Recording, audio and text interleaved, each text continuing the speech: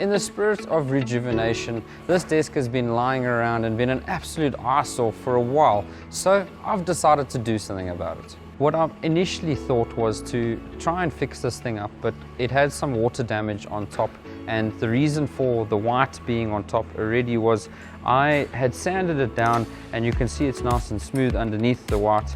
And that being said, whenever you want to apply vinyl to a sanded wood and you've cleaned it, without any ink on it, you need to put white so that it doesn't then curl up and shrink.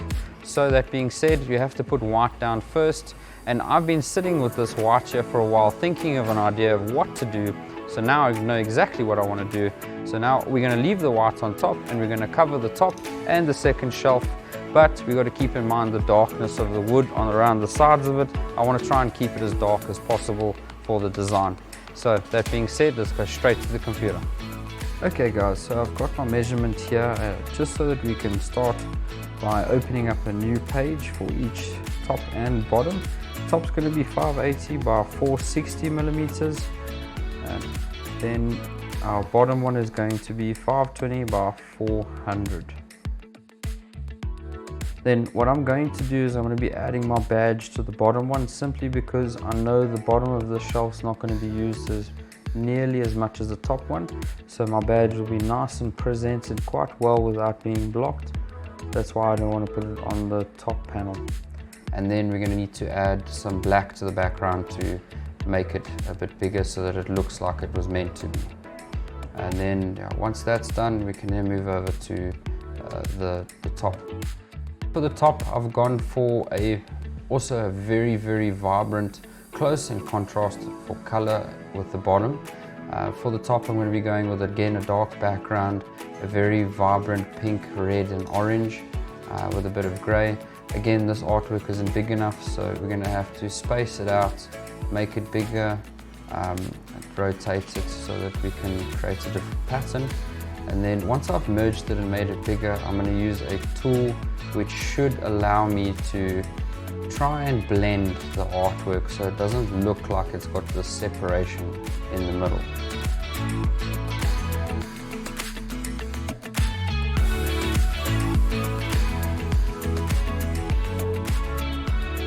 And then once that's done, we are finished, and I just need to save it and we can go to print.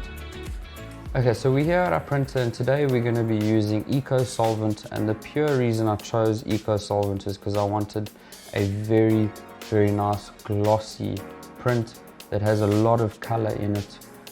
Compared to a UV printer, this will bring out the colors a lot more and you'll be able to see them better through an Eco print.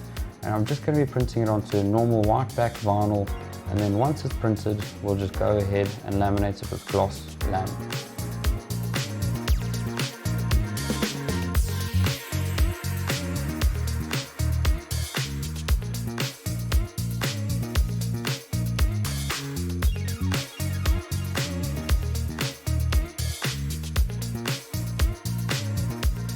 Just before we go ahead and laminate this with the gloss lamination, I always like to clean my laminator, make sure that there's no dust on the area that I'm working, purely because if anything gets into that lamination, between the vinyl and the lamination, you're going to have a problem trying to remove it, and then you'll have a spoiled piece of lamination which you can see it goes opaque and you can't see the color underneath it. It's just not worth it. So don't try and just go ahead and use it as it is, maybe clean up it.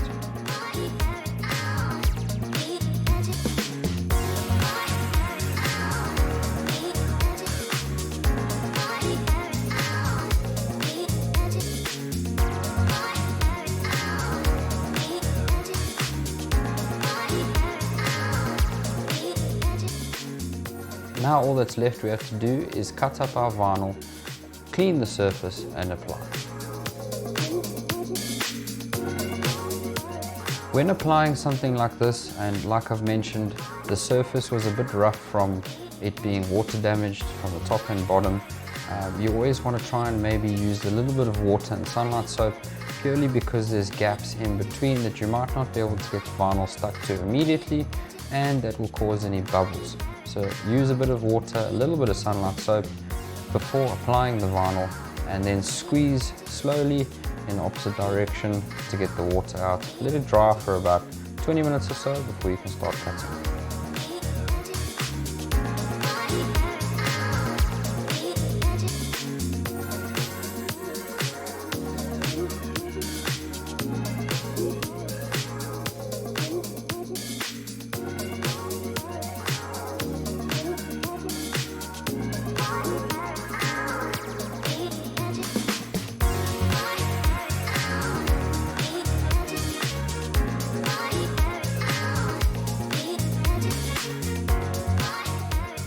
Alright guys, we have now given life back to this desk, and might I say it is looking much better than before, and it has a lot of color packed into it, and it's certainly going to last an extra few years for the purpose I have for it.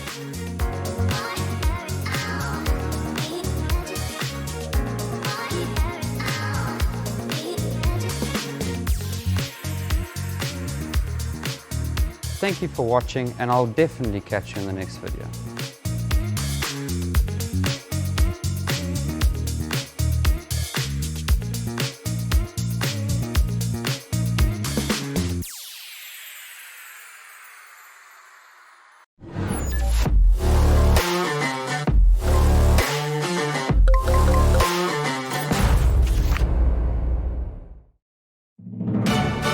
"2023 marks the 10th anniversary of am.co.za in the South African market.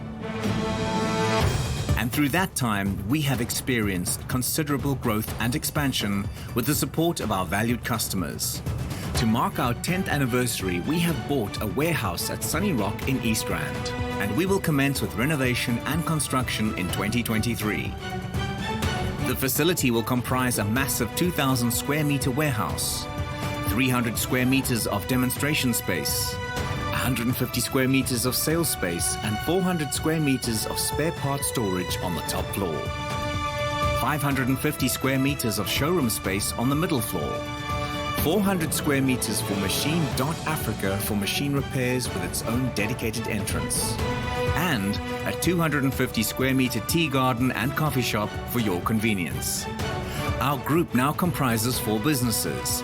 am.co.za is our main business and supplies the machines, spare parts and consumables. Machine.Africa does the installations for our clients and handles on-site and factory repairs. Ambitious Academy ensures that our clients achieve the very best levels of productivity by providing training and certification. And our automated AI-driven online store, Buy This, brings all products online and distributes countrywide. We invite you to be part of this exciting journey as we establish our new headquarters. Watch as the process unfolds and be part of the adventure to meet all of your machinery and productivity needs with this magnificent new facility. am.co.za. Achievement matters.